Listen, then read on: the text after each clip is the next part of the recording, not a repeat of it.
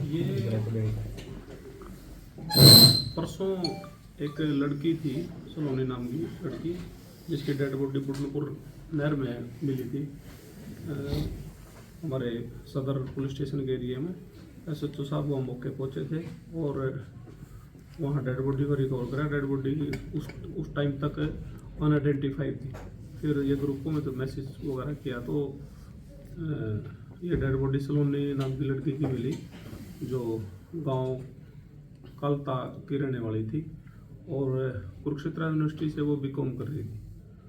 तो वो वहाँ से पिंडारसी एक रेलवे स्टेशन है कुरुक्षेत्र में, वहाँ से अपने घर के लिए कालता या बूसला स्टेशन के लिए बैठी थी और रास्ते में वो घर पे पहुंची नहीं और घर वाले वहाँ वेट कर रहे थे उसकी। तो उसकी डेड बॉडी या बुढ़नपुर नहर में मिली।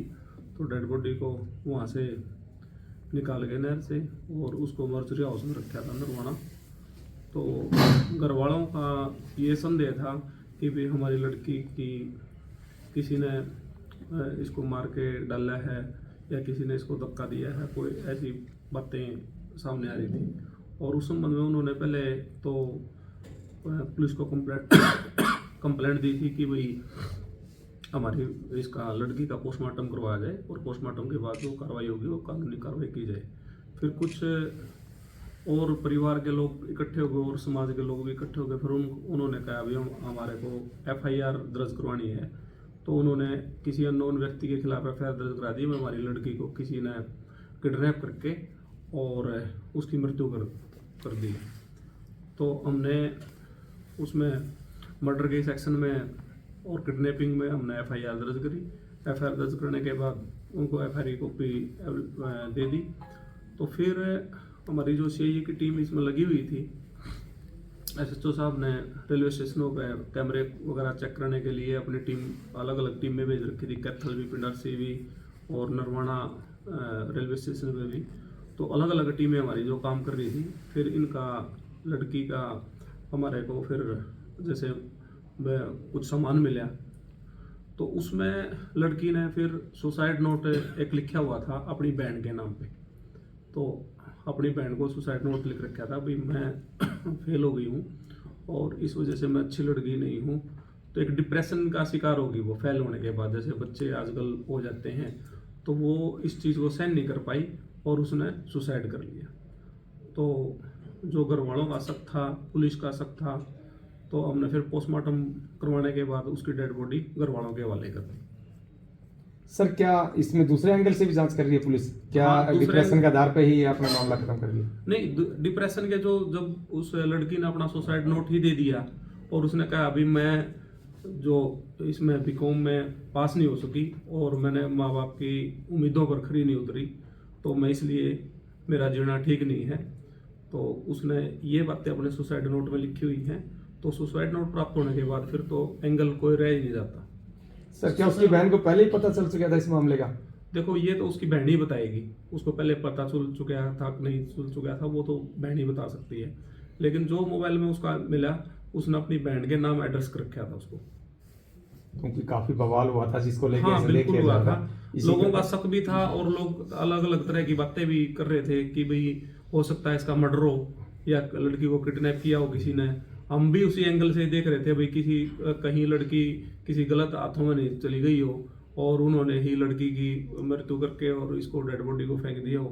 तो जब इसके बाद और पोस्टमार्टम रिपोर्ट आने के बाद तो क्लियर हो गया। सर, क्या उनका परिवार संतुष्ट है जो इन्वेस्टिगेशन? हाँ, बिल्कुल संतुष्ट है। और संतुष्ट जब पूरे टेक्निकल चीज़ें जब आ जाती हैं और मृत्यु का कारण भी उसमें ड्रोनिंग आया हुआ है इसमें हमारे पोस्टमार्टम में, PMR रिपोर्ट में, और डूबने से उसकी मौत हुई है। तो उसने लड़की ने यहाँ से जैसे स्टेशन से उतरी है और वो रेलवे लाइन के साथ साथ जाती हुई और सीधी हेड पे पहुंची। वो हेड से उसने मतलब वहाँ से छलांग लगाई। सर, प्रेस नोट से अलग भी सब कोई सामान बरामद किया पुलिस ने? सुसाइड नोट है जो सुसाइड नोट है। हाँ, सुसाइड नोट है उसका लड़की का, जो उसने खुद अपने मोबाइल में लिखा हुआ है लड़की ने। ये मोबाइल में लिखा गया है? हाँ, मोबाइल। व्हाट्सएप थ्रू है या फिर टेक्स्ट मैसेज है? नहीं, व्हाट्सएप है। सर, उन बच्चों को आप क्या सलाह देना चाहेंगे जो इस हाँ, सभी बच्चों को मेरी यही एडवाइस है और माँ बाप को भी कि अपने बच्चों को इतना ज़्यादा प्रेशर मत डालो। भाई उम्मीद इतनी ज्यादा मत पालो कि बच्चे को मतलब अपनी जीवन लीला ये समाप्त करनी पड़े। सभी बच्चों को, जो भी पढ़ने वाले बच्चे हैं, वो इस चीज से हताश ना हो कि फेल हो गए और जीवन में आगे कुछ रहा नहीं। जीवन बहुत लंबा होता है और जीवन में बहुत बहुत चैलेंजेस आएंगे। आप एक बार फेल होने से मतलब हताश ना हो। आप लोग सभी बच्चे वो 12वीं फेल एक मूवी आई हुई है वो देखें, उससे इंस्पायर होंगे बच्चे कि फेल होने से आदमी की तरक्की नहीं रुकती। फेल होने के बाद दोबारा पढ़ाई करो, दोबारा पढ़ाई करने के बाद आप सक्सेस जरूर होगे। फेल तो सभी होते हैं, कौन नहीं हुआ फेल? जो पढ़ेगा वो फेल ही होगा, जो नहीं पढ़ेगा तो फेल कैसे होगा? तो बच्चे इससे निराश मत हो वे फेल होने से। कोई बात नहीं, ये तो जीवन का एक हम परीक्षा दे रहे हैं। परीक्षा में कोई फेल होता है, कोई पास होता है, सभी पास भी नहीं होते।